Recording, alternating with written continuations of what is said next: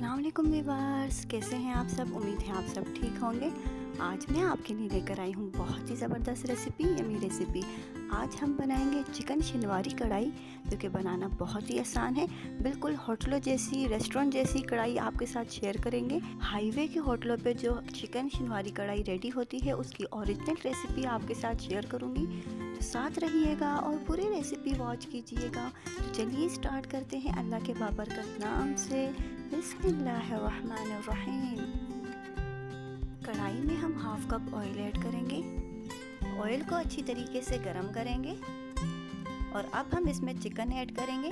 Chicken को मैंने 3 से 4 दफ़ा अच्छी तरीके से वॉश कर लिया है।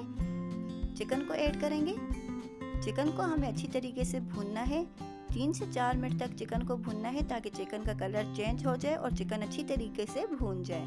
खाने में लाजवाब और झटपट से बन जाने वाली ये रेसिपी आप जब भी बनाएंगे बेशुमार तारीफ़ें पाएंगे।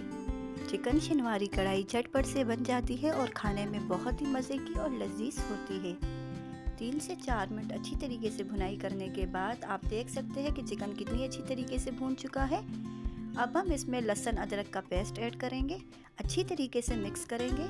लहसुन अदरक के पेस्ट के साथ हम इसे 2 से 3 मिनट तक भूनेंगे, ताकि लहसुन अदरक का पेस्ट अच्छी तरीके से भून जाए और एक अच्छी सी खुशबू आने लगे।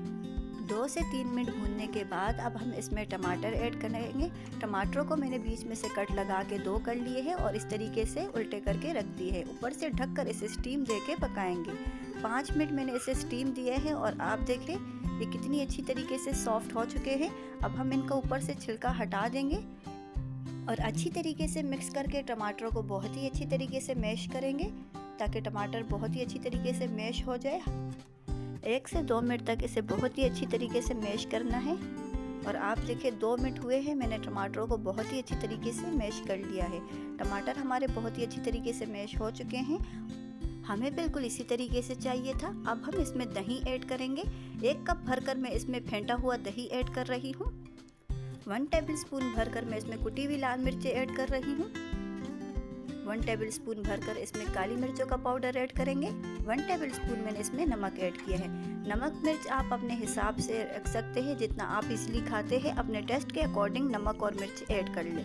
अच्छी तरीके से मिक्स करके इसे ऊपर से ढककर 2 से 3 मिनट तक पकाएंगे। 2 से 3 मिनट हो चुके हैं और आप देखिए ऑयल इससे कितनी अच्छी तरीके से सेपरेट हो चुका है। हमें बिल्कुल इसी तरीके से चाहिए था। अब हम इसमें 4 से 5 हरी मिर्चें ऐड करेंगे, जिसे मैंने बीच में से कट कर लिया था, इसे ऐड किया है। बारीक कटा हुआ धनिया ऐड करेंगे और ऊपर से ढककर इसे 2 मिनट तक पकाएंगे। 2 मिनट हो चुके हैं और आप देखें माशाल्लाह माशाल्लाह बहुत ही ज़बरदस्त खुशबू आ रही है।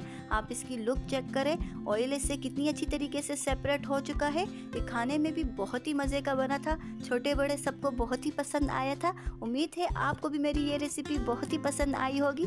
अगर आप चैनल पर नए हैं तो चैनल को लाइक कीजिए, सब्सक्राइब कीजिए और रेसिपी को ट्राई करके मुझे कमेंट बॉक्स में लाजमी बताइएगा कि मेरी रेसिपी आपको किस तरह लगी और आपने किस तरह बनाई। तो चलिए फिर मिलते हैं एक अच्छी सी रेसिपी के साथ। तब तक के लिए अल्लाह हाफिज़।